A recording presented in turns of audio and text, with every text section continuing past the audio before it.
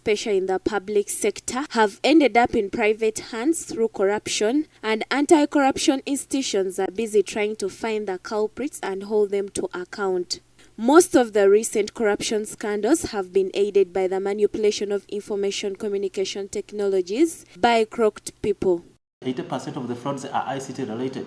So if they're going to commit an ICT related crime, but there's no capacity to prove that somebody actually stole because you don't have digital gadgets, and now that is a big weakness. So, angry over the corruption scandals, a number of donor countries like Britain, Sweden and Germany cut direct aid to Uganda and warned that unless government makes a firm commitment to plug the gaps used to siphon public funds, they will continue withholding their disbursements. But the European Union recently resumed funding, noting that action was being taken against the culprits. An expert says financial institutions like banks needed to be engaged more to check fraud, since studies show that annually banks lose 15 to 20% of their liquidity in fraud. He criticizes the central bank for not effectively playing its regulatory role, leaving the public to suffer high premiums in insurance and high interest rate in banks as the institutions factor in the cost of fraud. Some of the recent fraud cases, like in the office of the Prime Minister, sucked in Bank of Uganda officials.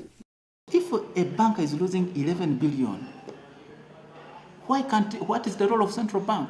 Why can't central bank come up and try to put things which ensure that at least this problem is reduced? Establish a very good call center for tip-offs, 2, set up a very ideal forensic lab, and then of course 3 is to create awareness and training.